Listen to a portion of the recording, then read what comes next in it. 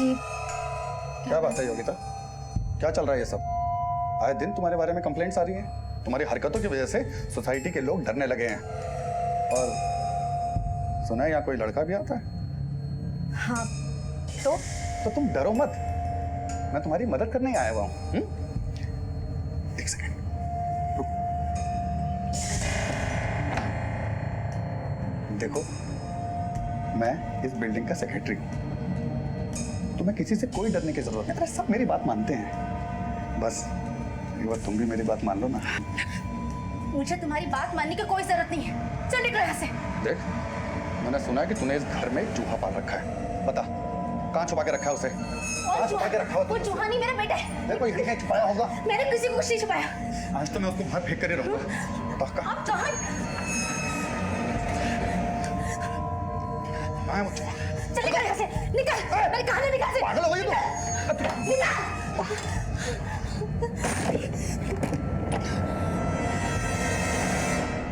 Sir, पहले ये हरीश गायब होता है और उसके बाद उसकी बेबी सीमा। कुछ भी समझ में नहीं आ रहा है कि आखिर ये माजरा क्या है। और हम लोग एक्सक्यूज मी सर, ये रहे हरीश और सीमा के कॉल रिकॉर्ड्स और लोकेशन डिटेल्स। सर, आज से ठीक 10 दिन पहले हरीश का फोन स्विच ऑफ हो गया था, लेकिन चौंकाने वाली बात यह है कि जब हरीश का फोन स्विच ऑफ हुआ था उसी वक्त सीमा का भी फोन स्विच ऑफ हुआ था। लास्ट लोकेशन हरीश का उसका घर ही था सर, और इन 10 दिनों में सीमा का फोन भी 2-3 बार बंद हुआ था। सर, समझ में नहीं आ रहा है कि सीमा आखिर ऐसा कर क्यों रही थी। कहीं ऐसा तो नहीं कि वो अपना फोन जानबूझकर स्विच ऑफ कर रही थी ताकि उसके लोकेशन के बारे में पता ना चले, या फिर हरीश से पीछा छुड़ाने के बाद वो किसी दूसरे को जाकर मिलती थी और उस वक्त वो फोन बंद रखती थी। सर, कॉल रिकॉर्ड्स में और एक नंबर सामने आए हैं, ये रहे उसके रिकॉर्ड्स। मैंने इसके भी डिटेल्स मंगवाए हैं सर। ये नंबर किसी काजल पवार के नाम पे रजिस्टर है सर। एड्रेस पिंपरी का है और हरीश का काफ़ी आना जाना होता है उस एरिया में। चलो उस एड्रेस पर चलते हैं। ओके सर, चलो। बेटा, तू बिल्कुल भी घबरा मत। तेरी मम्मी तुझे कुछ नहीं होने देगी, तू बिल्कुल भी चिंता मत कर।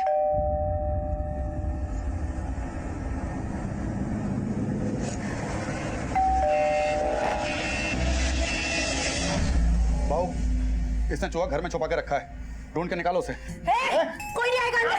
मैंने कहा ना कोई नहीं आएगा। अरे योगिता, तुझे पता है चूहे से कितनी बीमारियां फैलती है? वो चूहा नहीं, वो मेरा बच्चा है। अरे चूहा किसी का बच्चा होता है क्या? भाऊ, चूहा ढूंढना अंदर से। चलो भाई, ढूंढो। चल बाहर। ये पागल हो गई, ये पागल हो गई ये। तू पागल खाने फोन लगा। कोई आगे नहीं बढ़ा सकता। भाई चूहा ढूंढ भागा। अरे वो चूहा नहीं है, मेरा बेटा है। तुम लोग क्या कर रहे हो? मैं पागल नहीं हूँ। सुनो, ये मेरा बेटा है। छोड़ो मुझे, मैंने कहा ना मुझे छोड़ो। मुझे मेरे बेटे के पास जाना है। पता नहीं किस हाल में होगा, पता नहीं खाना खाया भी होगा कि नहीं। योगिता शांत हो। डॉक्टर साहब, आप मुझे मेरे बेटे के पास लेके जाओगे ना? कहीं उन लोगों ने उसे मामूली चूहा समझ के मार दिया तो?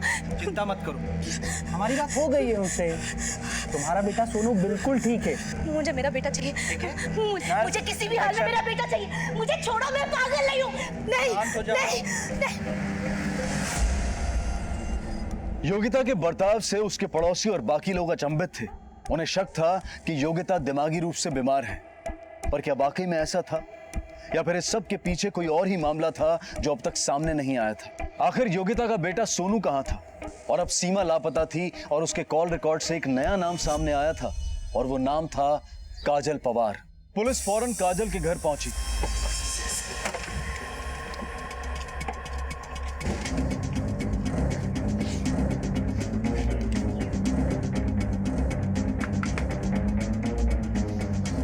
लगता घर में कोई है नहीं, आस पड़ोस में पूछताछ करो, शायद कुछ पता चले। अरे सुनो, क्या आओ। जी साहब, क्या हुआ? इस घर में काजल नाम की लड़की रहती है ना? हाँ साहब। क्या तुम्हें पता है कि ये घर कब से बंद है? साहब ये तो पता नहीं है, क्योंकि 2 दिन से हमने काजल और उसके पति को यहाँ पे देखा ही नहीं है। पति? हाँ। क्या नाम है उसके पति का? वो तो पता नहीं साहब, मैंने कभी पूछा नहीं, लेकिन आते जाते देखा है काजल को और उसके पति को। दरवाजा तोड़ो।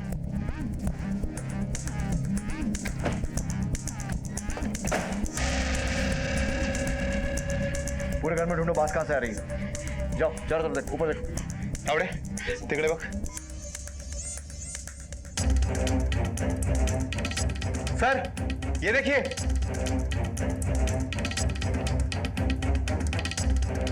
उस पड़ोस वाले को बुला के लेके आओ जरा। जी सर।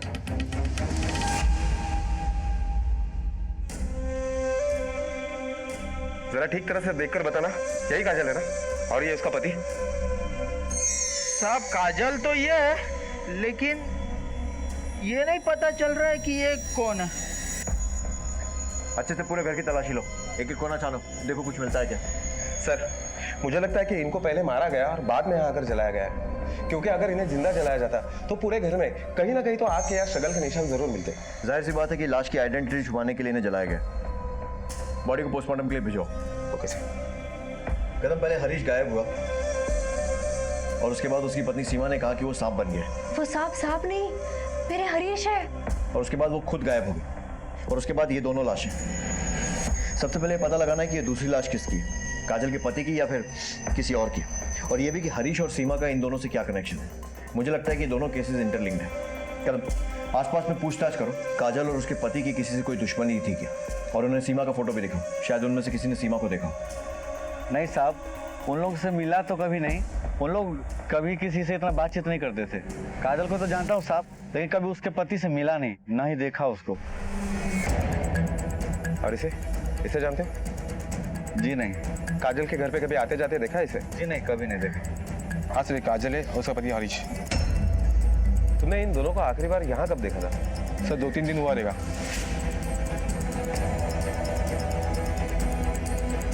कदम इसका मतलब ये है कि काजल के घर पर जो दूसरी लाश मिली वो शायद हरीश की हो सकती है। कदम काजल के पड़ोसियों का कहना है कि हरीश ही काजल का पति था। इसका मतलब ये है कि हरीश दो जिंदगियां जी रहा था और सीमा को भी चीट कर रहा था। सर, कहीं ऐसा तो नहीं कि यही बात सीमा को पता चल गई और उसी वजह से उसने हरीश और काजल को मार डाला? लेकिन एक बात समझ में नहीं आ रही, कि सीमा और काजल आपस में कांटेक्ट में कैसे आए, और क्या इन दोनों को हरीश की सच्चाई पता थी, या फिर सीमा ने जानबूझकर काजल से दोस्ती की ताकि वो हरीश और काजल दोनों को ठिकाने लगा सके। और क्या हरीश को पता था कि ये दोनों आपस में बातें करते थे? इन सारे सवालों के जवाब सिर्फ सीमा दे सकती है, और वो गायब है। सीमा घरात नहीं है, वो कहीं चली गई है। सीमा का फोटो हर जगह सर्कुलेट करवाओ और खबरियों के नेटवर्क को भी एक्टिवेट करो। हमें हर हाल में ये सीमा चाहिए। Okay sir.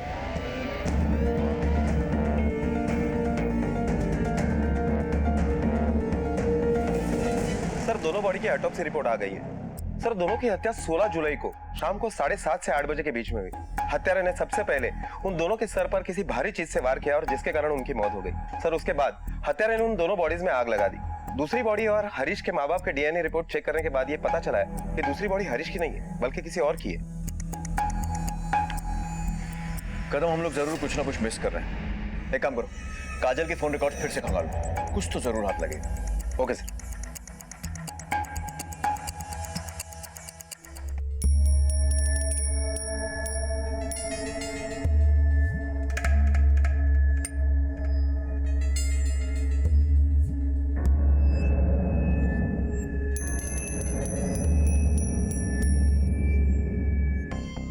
सर, हाँ कदम, काजल की कॉल रिकॉर्ड तो हमने अच्छी तरह से चेक किए, लेकिन उसमें कुछ खास नहीं मिला। लेकिन हाँ सर, काजल के बारे में एक चौंका देने वाली बात सामने आई है। काजल के नाम पर और एक नंबर रजिस्टर्ड था, जिस पर हरीश और सीमा के अलावा और एक नंबर से फ्रिक्वेंटली बात हुआ करती थी। वो नंबर किसी मंजीरी इलाके के योगिता ठाकुर के नाम पर रजिस्टर्ड है। फौरन इस एड्रेस पर पहुंचो और इस योगिता से बात करो और पता करो कि वो इस ट्रायंगल के बारे में क्या जानती है। Okay sir.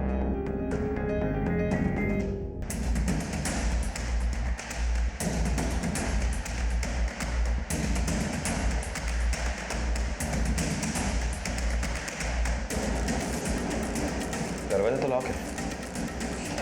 ये डॉक्यूमेंट जो है ना नीचे ऑफिस में जमा कर देना, ठीक है? सर, आप लोग? मैं सर इस बिल्डिंग का सेक्रेटरी हूँ। ये योगिता यहीं रहती है ना? हाँ सर, वो तो पागल है, लेकिन आप लोग क्यों ढूंढ रहे हैं उसे? पागल? दरअसल वो एक विधवा है। अभी 1 साल पहले ही उसका पति एक्सीडेंट में मर गया था, और अभी कुछ ही दिन पहले अचानक उसका बच्चा गायब हो गया। ये रहा केक। ये आंटी, केक तो बहुत अच्छा है।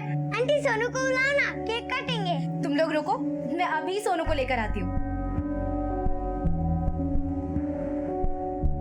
ये रहा सोनू, इसे बर्थडे विश करो।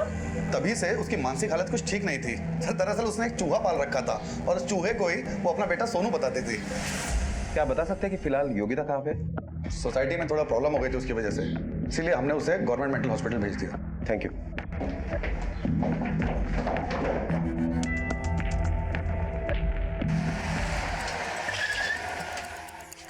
हेलो सर, एक तरफ वो सीमा है जो एक सांप को अपना पति मान बैठी है, और दूसरी तरफ इस मेंटल हॉस्पिटल में योगिता जो अपने बच्चे को चूहा बता रही है। सर समझ में ही नहीं आ रहा है कि आखिर ये मामला क्या है। कदम ये केस मेरे गले उतर नहीं रहा है, कुछ अजीब ही चल रहा है इस केस में। जितना सुलझाने की कोशिश कर रहे हैं उतना उलझता जा रहा है। देखते हैं योगिता से बात करके क्या मिलता है।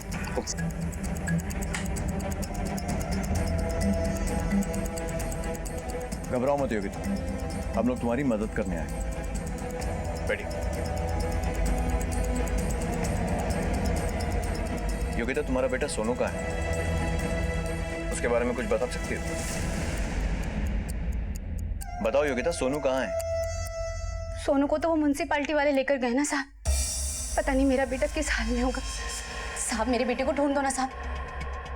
हम तुम्हारे बेटे को तुम्हारे पास लाने में पूरी मदद करेंगे, पर पहले ये बताओ कि तुम्हारा बेटा सोनू, क्या हुआ उसके साथ? साहब 2 महीने पहले उसे बुखार हुआ था, और इतना बुखार कि ठीक ही नहीं हो रहा था। मेरे सारे पैसे भी खर्च हो गए थे उसके पीछे। सोनू बेटा उठ, देख हॉस्पिटल बस थोड़ी दूर है, बस थोड़ी देर पैदल चल ले। हाँ चल सोनू, बस 2 कदम बेटा, चल 2 कदम बस, आ गया। सोनू सोनू सोनू उठ बेटा, आंखें खोल बेटा। सोनू सोनू सोनू उठ बेटा, उठ। देखिए ना इसकी तबीयत खराब है, आंखें नहीं खोल रहा है। सोनू सोनू उठ बेटा। मेरी दुकान है दवाई की, मैं देखता हूँ। सोनू उठ बेटा, आंखें खोल। सोनू सोनू पकड़िए। सोनू सोनू आंखें खोल बेटा।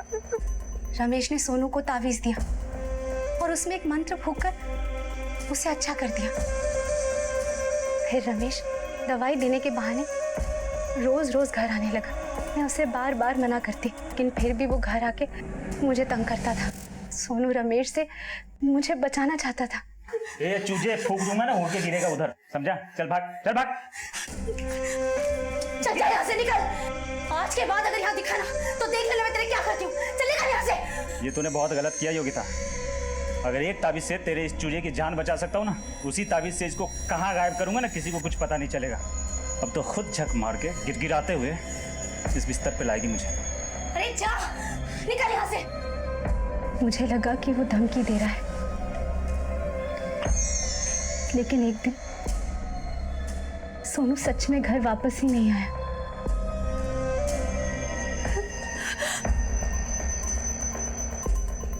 क्या हुआ योगिता?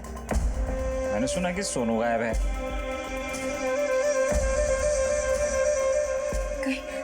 कहीं सोनू को तुमने तो हाँ? क्या किया मेरे बेटे के साथ? बोलो, कहाँ है मेरा बेटा? कहा था ना मैंने, ये सब मेरे बाएं हाथ का खेल है। अरे गायब तो मैं तुझे भी बिना ताबीज के कर लेता, पर क्या है कि जो मजा रजामंदी में है वो जबरदस्ती में नहीं।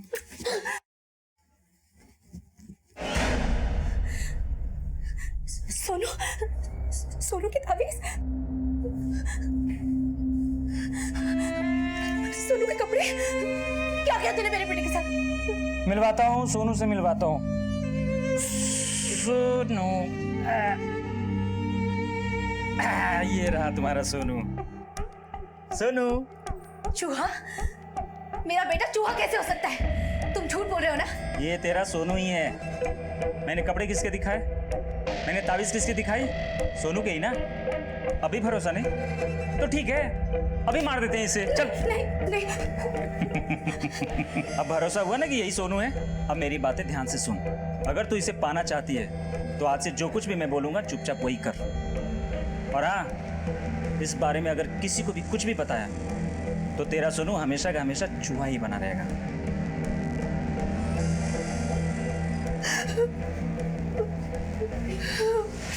उसने ना सिर्फ मेरी इज्जत लूटी, बल्कि मेरा घर, मेरा पैसा, यहाँ तक कि मेरा बेटा भी छीन लिया। मुझे सिर्फ अपना बच्चा चाहिए था। किसी भी हाल में रमेश ने मेरे को कहा कि अगर मैं 1 साल तक उसकी बात सुनूंगी तो वो मेरे बेटे को, मेरे सोनू को चूहे से इंसान बना देगा। मैं बस उसी दिन का इंतजार कर, मुझे मेरा सोनू वापस लौटा।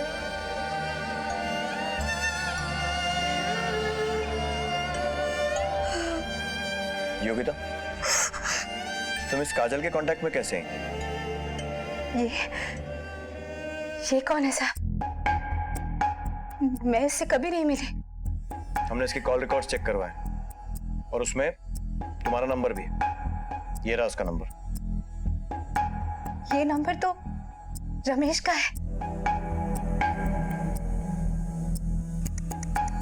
सीमा की सांप वाली कहानी और योगिता की चूहे वाली कहानी, और इन दोनों कहानियों की जोड़ने वाली कड़ी का नाम था काजल पवार, जिसकी पहले ही किसी ने हत्या कर दी थी। लेकिन पुलिस को यह समझ में नहीं आ रहा था कि काजल के साथ जिस आदमी की जली हुई लाश उन्हें मिली थी वो किसकी थी। माँ बाप के डीएनए से बॉडी का डीएनए मैच नहीं हुआ था, जिससे ये साफ हो गया था कि ये लाश हरीश की नहीं थी। तो फिर ये किसकी लाश थी? हरीश अब भी कहीं फरार था या छिपकर कोई खेल खेल रहा था? तो ये माजरा है। ये रमेश और काजल एक दूसरे से मिले हुए थे और इसी वजह से रमेश काजल का मोबाइल नंबर यूज कर रहा है। कदम कहीं ऐसा तो नहीं कि काजल के घर में मिली वो दूसरी लाश रमेश की हो सकता है कि रमेश सीमा को भी योगिता की तरह अपने जाल में फंसाने की कोशिश कर रहा हो। लेकिन इस सबसे काजल का क्या कनेक्शन?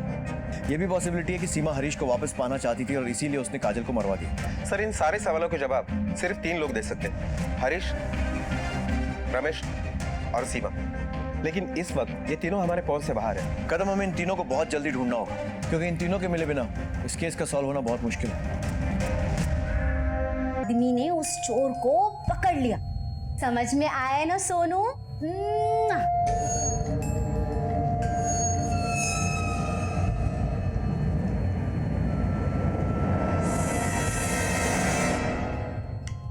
जब इंसान की सोच कमजोर पड़ जाती है तब उसके मन से अच्छे और बुरे का फर्क मिट जाता है।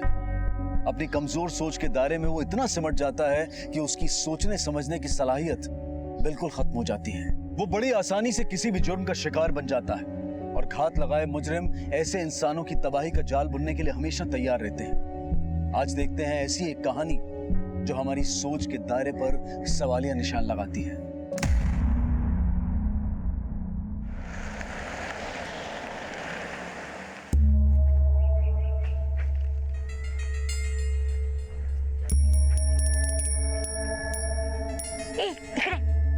कधीपासून वाट बघते तुझी? कितनी देर लगा दी? बहुत दूर से आता ताई। चल दे। पूरे 6 है ना? हो ताई, पूरे 6। ये पकड़। और हाँ, किसी को बोलना मत। हो ताई।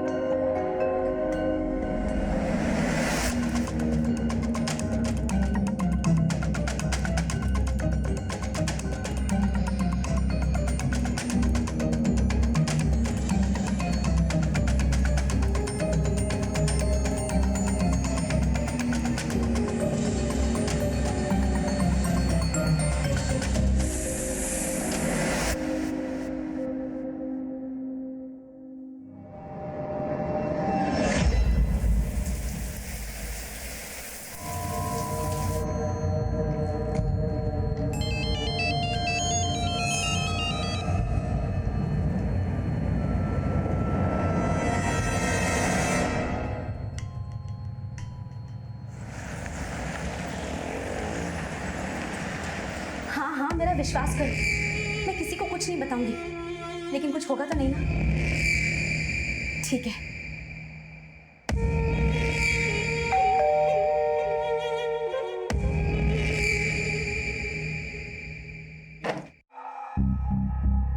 आंटी, सोनू कहाँ है? वो तुम लोग के स्कूल की छुट्टियां चल रही है ना, इसीलिए सोनू अपने दादी के यहाँ घूमने के लिए गया है। लेकिन आंटी सोनू अपने बर्थडे पे हमें पार्टी देगा ना? हाँ हाँ बिल्कुल, सबको पार्टी मिलेगी। अच्छा सार्थक, तुम ना अपनी होमवर्क की कॉपी देके जाना, वो सोनू को भी होमवर्क करना है ना। ठीक है आंटी।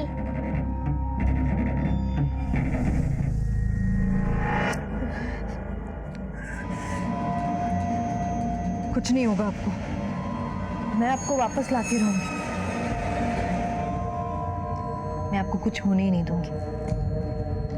हम वापस एक बार पहले की तरह अच्छे से रहेंगे।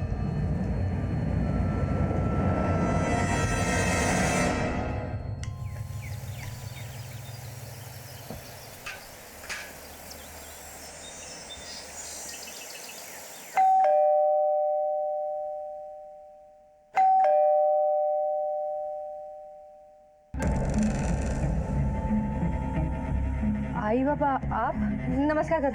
ठीक है हंसो दे या बस ना, मैं पानी लाती हूँ आपके।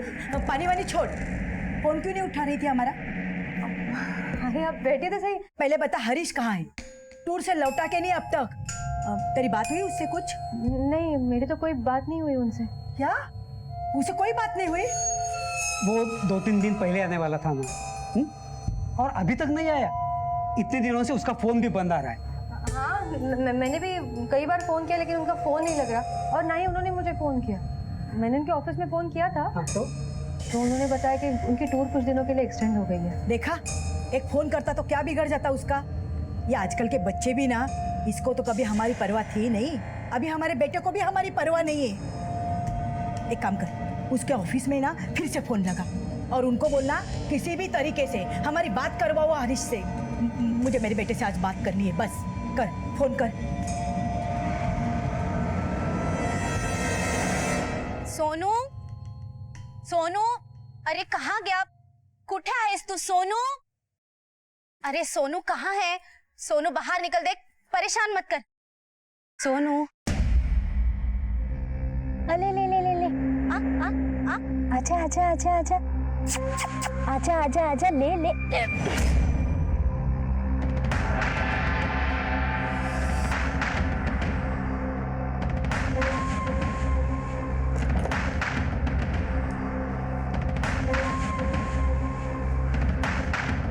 सोनू, सोनू, तुझे कितनी बार मना किया है ना, ऐसे बिना बताए नहीं जाते। मम्मी डर जाती है ना। मेरा राजा बेटा, चल अब जल्दी से अपने रूम में चले जा। हाँ,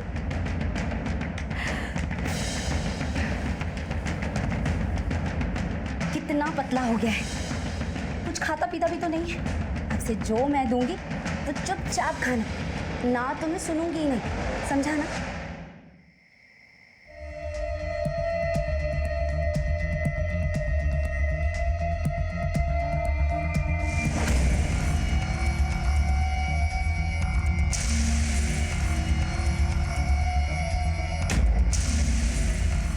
ये क्या कर रहे हो तुम? कुछ नहीं आई, वो मेंढक शोर कर रहे थे इसलिए तूने मेंढक को उठा कर इस बक्से में क्यों डाला? सच सच बताओ, क्या कर रही थी तू? बाबा मैं ही बक्सा खोल के देखती हूँ।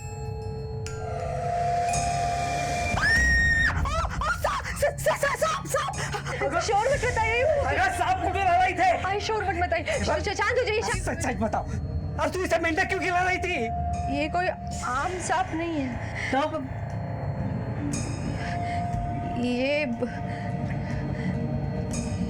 ये हरीश है।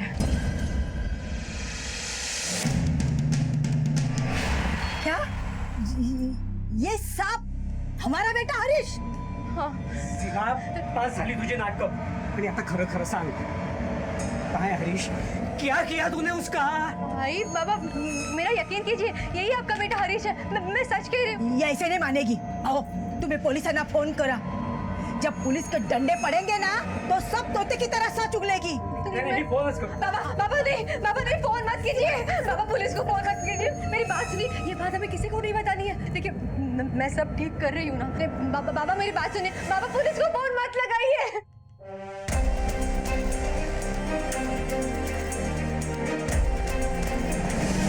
ये देखिए मेंढक, और ये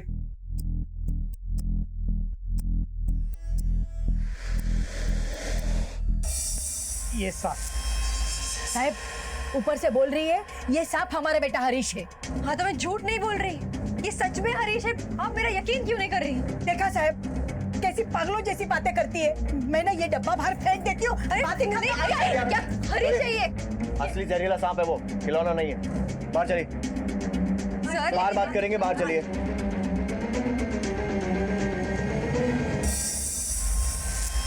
सर प्लीज मेरा विश्वास कीजिए, ये मेरे पति हरीश ही है। मनगढ़ंत कहानियां मत बनाओ, 21वीं सदी में हो तुम।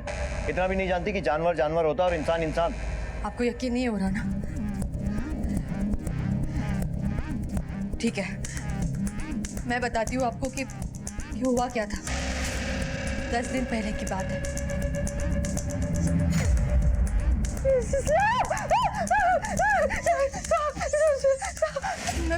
मैं बहुत डर गई थी। मेरे तो समझ में ही नहीं आ रहा था कि मैं क्या करूं। फिर पता चला कि वो सांप नहीं, मेरे हरीश है। सांप मेरी तरफ पलटा और मुझसे कहने लगा कि मैं हरीश हूँ। वो मेरे पति हरीश है सर। देख झूठी कहानियां बनाना बंद कर और बता मेरा बेटा कहाँ है? आई मेरी बात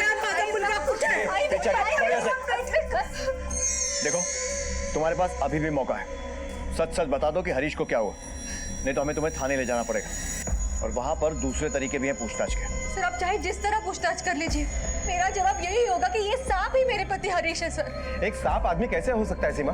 ये तुम्हारी कहानी है ना, झूठी है। ये कहानी नहीं है सर, ये कहानी नहीं है। मैं तुमसे समर हाथ जोड़ते, मुझे और हरीश को अकेले छोड़ दीजिए। अकेले? और वो भी एक सांप के साथ? देखो सीमा, अभी ये सांप वहीं जाएगा जहां पर उसकी जगह है, और वैसे भी सांप को पकड़कर घर में रखना एक कानूनन जुर्म है। तुम्हारे ऊपर केस हो सकता है। फिलहाल आप लोग हरीश की मिसिंग कंप्लेंट दर्ज कीजिए, हम लोग जांच शुरू करते हैं और हमें हरीश से जुड़ी हर बात जाननी है। सर आप हमारे बेटे को प्लीज ढूंढ लीजिए। हम लोग पूरी कोशिश करेंगे। कदम कातर सरपोद्यान में फोन करो और सर्प मित्र को बुलाओ और इस सांप को उसकी सही जगह पहुंचाओ। मैं हरीश को कहीं नहीं ले जा रही हूँ। मैं हरीश को कहीं नहीं ले जा रही हूँ। मैं हरीश को कहीं नहीं ले जा रही हूँ। रुकिए आप। मेरे पति हरीश है वो। आप मेरा यकीन क्यों नहीं करते? हरीश है।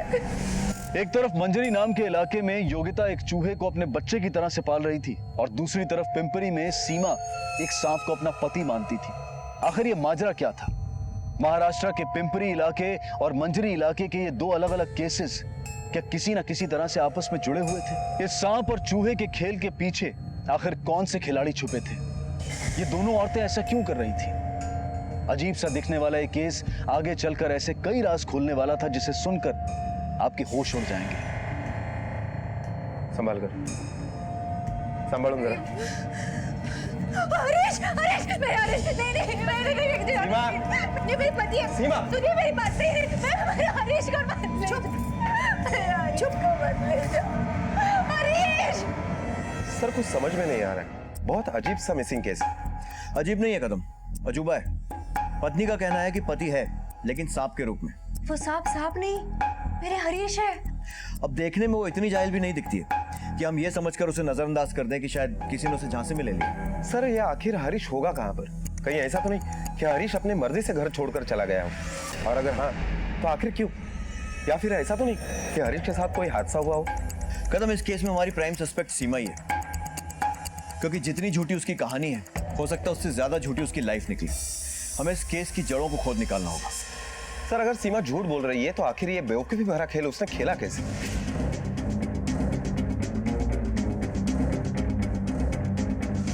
कहीं ऐसा तो नहीं कि जानबूझकर उसने इमोशनल ड्रामा किया ताकि हरीश के माँ बाप उसके बहकाव में आए और अपने बच्चे को पाने की चाहत में हमें इस केस से दूर रखे? फिलहाल किसी भी नतीजे पर पहुंचना जल्दबाजी होगी कदम। सबसे पहले सीमा और हरीश के रिश्तों के बारे में पता करो और ये भी पता करो कि ये मियाँ बीवी का कहीं किसी और से कोई चक्कर तो नहीं था। पड़ोसियों से पता करो कि दोनों की आपस में कैसी बनती थी और ये भी कि सीमा को कोई मेंटल प्रॉब्लम तो नहीं थी। Okay sir.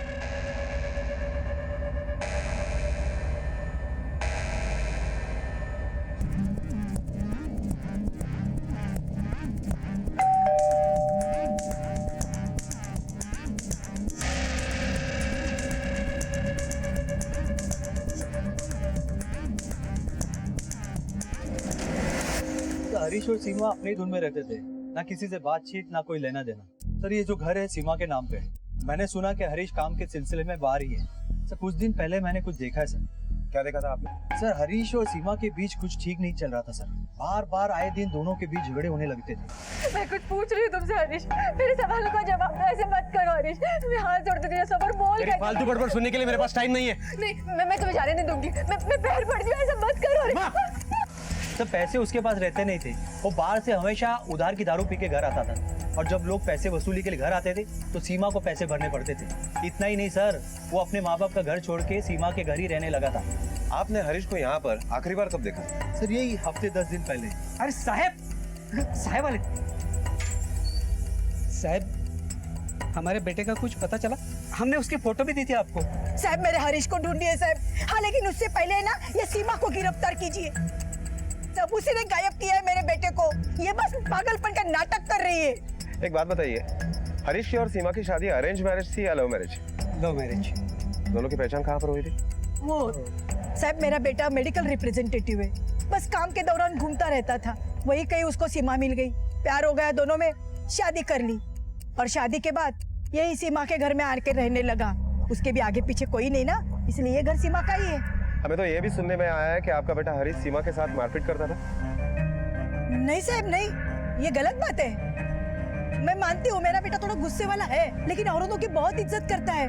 मारने की बात तो बहुत दूर है। ये पिछले 10 दिनों में आपके ऑफिस के एम्प्लॉय का कोई टूर निकला था जिसमें हरीश भी हो? नहीं सर, ना तो पिछले 10 दिन से ऑफिस आया और ना ही उसने कोई कॉल किया। उसकी बीवी का फोन आया था, वो बता रही थी कि वो बहुत बीमार है। सर हरीश के बारे में हमने उसके पड़ोसी और उसके ऑफिस में पूछताछ की। पड़ोसियों का कहना है कि हरीश ज्यादा नशे में रहता था और अपनी पत्नी सीमा से मारपीट करता था। ऑफिस में भी उसका ट्रैक कुछ अच्छा नहीं है। ना ही हरीश पिछले 10 दिनों से ऑफिस गया है और ना ही 10 दिन पहले ऑफिस का कोई टूर बाहर गया है। माना कि सीमा के आगे पीछे कोई नहीं है, लेकिन उसके पास पैसा बहुत है और इन्हीं पैसों से हरीश अपना काम चलाता था। सर और एक बात, हरीश के माँ बाप का यकीन से यह कहना है कि हरीश के साथ जो कुछ भी हुआ है उसके पीछे सीमा का ही हाथ है। कदम कहीं ऐसा तो नहीं है कि अपने पति की इन्हीं हरकतों से परेशान होकर सीमा ने उसे मारा हो या मरवाया और फिर खुद को बचाने के लिए जानबूझकर ये सांप वाला ढोंग रचा? क्योंकि ये बात तो पक्की है कि वो कोई मानसिक रोगी नहीं है, सिर्फ हमें गुमराह कर रही है। इससे बात करने का टाइम आ गया। प्लानिंग के साथ आगे बढ़ाया, एक एक से पूछताछ की गई, एक एक को टटोला गया।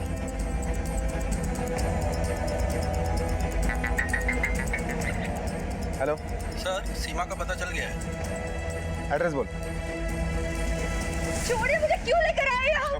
मेरे पति की जान खतरे में, मुझे उसे बचाना है। मेरे पति की जान खतरे में, छोड़िए मुझे, जाने दीजिए। शांत रहा। और अब ये बताओ कि ये सब चल क्या रहा है? तुम एक सांप को अपना पति बता रही थी और उधर वो योगिता एक चूहे को अपना बेटा बता रही है। योगिता, मैं कुछ नहीं जानती सर, मैं आपको कुछ नहीं बता सकती। मेरे पति की जान खतरे में, पता नहीं उन लोगों ने।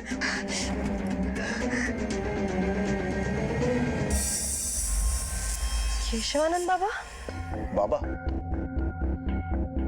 इनको तो दाढ़ी थी। कहाँ मिले गए बाबा? केशवानंद बाबा को तो देहांत हो गया। ये कौन?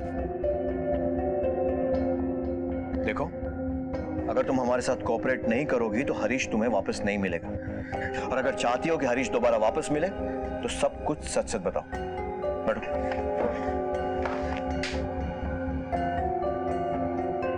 बोलो। अरे बोला ना मैंने, फिर से बोलूं? अच्छा ठीक है, लव यू। अब हो गई खुश? तो बाद में बात कर रहा हूँ। किसका फोन था? एक कस्टमर का कॉल था। ऐसा कौन सा कस्टमर है तुम्हारा जिसको तुम लव यू कहते हो? तुम्हारा जरूर किसी के साथ चक्कर चल रहा है ना? क्या बेकार की बातें कर रही हो? ऐसा कुछ नहीं है। अभी पता चल जाएगा। लाओ फोन दो, फोन दो। चल, हट, हट। अरे हरीश, हरीश, मैं जानती थी कि हरीश मुझसे कुछ छुपा रहा है, इसीलिए मैंने उस पर नजर रखना शुरू कर दिया।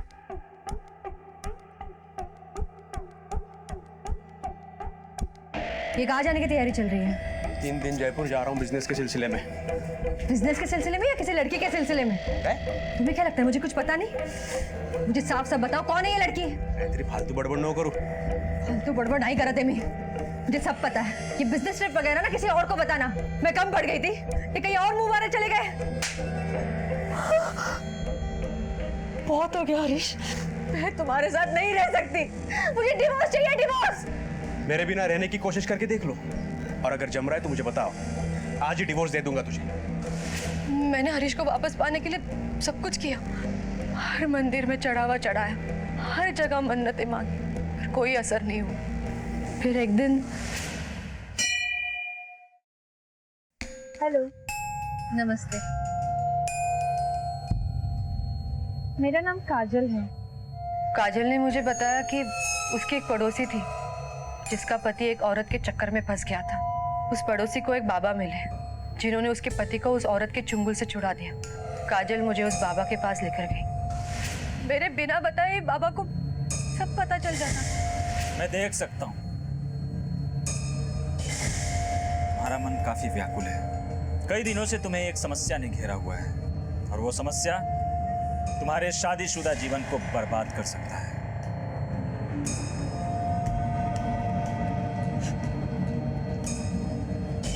ये लो, ये आज रात दूध में मिलाकर तुम्हें और हरीश को पीना होगा, और याद रहे हरीश को इसकी भनक तक नहीं लेनी चाहिए।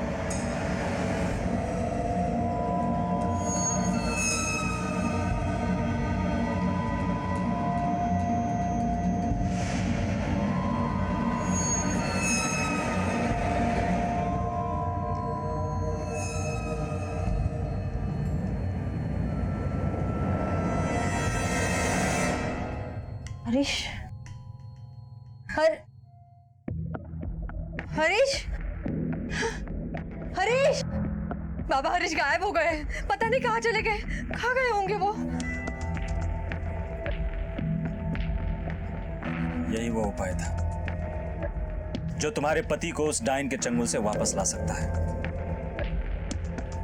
दंड दिया है मैंने इसे, और ये दंड पूरा होते ही वो एक आम इंसान के रूप में आ जाएगा। फिर वो जिंदगी भर तुम्हारा वफादार बन के रहेगा। बाबा लेकिन वो है कहाँ?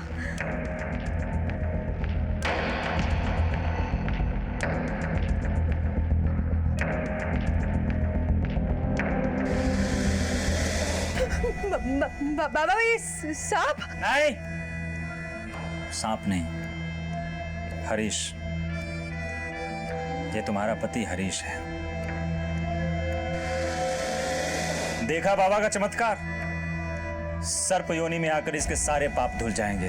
फिर 1 साल बाद पूर्णिमा की रात हम महायज्ञ करेंगे। उस यज्ञ के बाद हरीश फिर से अपने मानव रूप में आ जाएगा, और तब तक इसका ख्याल रखना होगा। और इसके बारे में भूल से भी मत बताना किसी को कि हरीश सांप कैसे बना। और इस विधि के दौरान तुम्हें भी कुछ खास तरीके के क्रिया करने होंगे। उसके बाद बाबा जो कहते वो मैं करती। ओम नमो भगवते रुद्राय। उस दिन आपके जाने के बाद मैंने बाबा से बात करने की बहुत कोशिश की, लेकिन उनसे बात नहीं हो पाई। पता नहीं हरीश कहाँ होंगे, किस हालत में होंगे।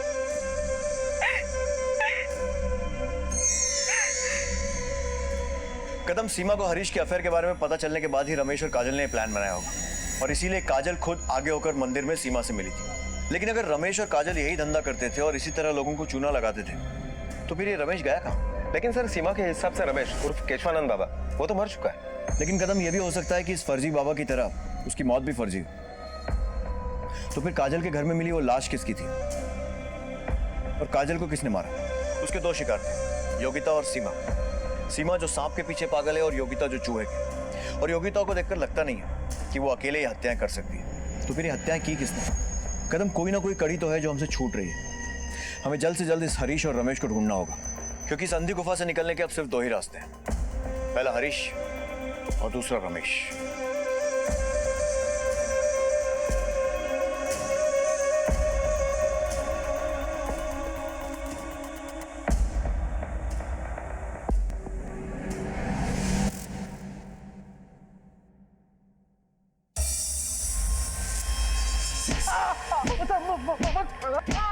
कदम, इतनी खातिरदारी काफी है, और कुछ पेश करूं तेरे लिए? चल बोल बोल।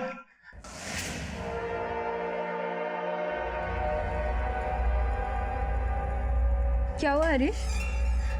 सीमा को शक आ गया मुझ पे। मुझे मालूम है, उसने हम दोनों की बातें सुन ली थी। हाथों के पीछे पड़ गई मेरे। समझ में नहीं आ रहा है क्या करूं। तुम्हें पता है दुनिया भर की प्रॉपर्टी है उसके पास, उसके नाम पे। इतनी प्रॉपर्टी कमाते कमाते मेरे 3-4 जन्म निकल जाएंगे। फिर मेरे पास एक सॉलिड प्लान है। फिर काजल ने मुझे रमेश से मिलवाया और हमने एक प्लान बनाया नकली बाबा का। मैंने वो दूध पिया ही नहीं, फेंक दिया पलंग के पीछे। उस पाउडर वाले दूध को पीकर सीमा बेहोश हो गई।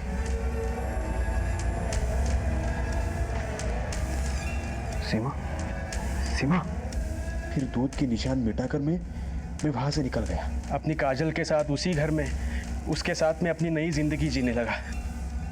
और रमेश ने बाबा बनकर सीमा से पैसे लिए। लेकिन जब एक दिन मैं उसके घर गया तब क्या बात है भैया, हम दोनों ने बहुत पैसे कमाए हैं। लेकिन रमेश भैया, हरीश को जरा भी शक नहीं होना चाहिए। हाँ, और एक बात, हमें उसके हाथ में एक फूटी कौड़ी भी नहीं देनी है। रमेश, तुम दोनों भाई बहन हो? अरे दोनों मिलके मुझे फंसा रहे थे। कहाँ है मेरे पैसे?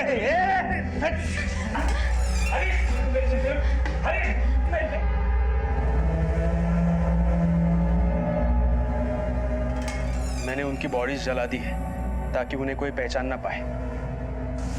उस दिन मैं होश में नहीं था सर। समझ में नहीं आ रहा था कि ये मेरे से ऐसा कैसे हो गया। मुझसे बहुत बड़ी गलती हुई सर। मेरे हाथ तो कुछ लगा ही नहीं, ऊपर से मैंने अपनी बीवी को धोखा दिया। उस बीवी को जो मेरे लिए सब कुछ कर रही थी। सारे पैसे और जेवर काजल के घर में थे। मुझे मालूम था उन दोनों ने वो कहाँ पे छुपा के रखे थे। मुझे किसी भी हाल में वो पैसे चाहिए थे, इसलिए मैं वहां पे पहुंच गया। लेकिन सर, आप लोगों ने मुझे पकड़ लिया।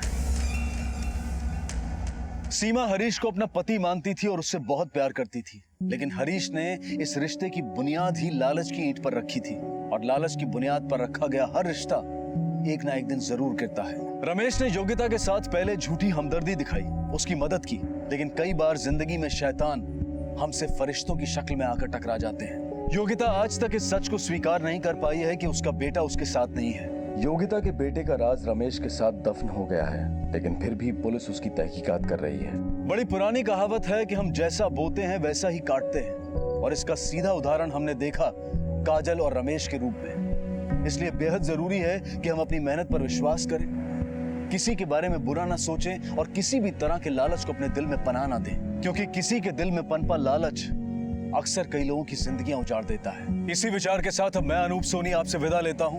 फिर मुलाकात होगी अगले एपिसोड में एक और चौंका देने वाले केस के साथ। तब तक अपना और अपने परिवार का ख्याल रखें और देखते रहें क्राइम पेट्रोल डायल 100। सबक एक को सीख हम सबको। जय हिंद।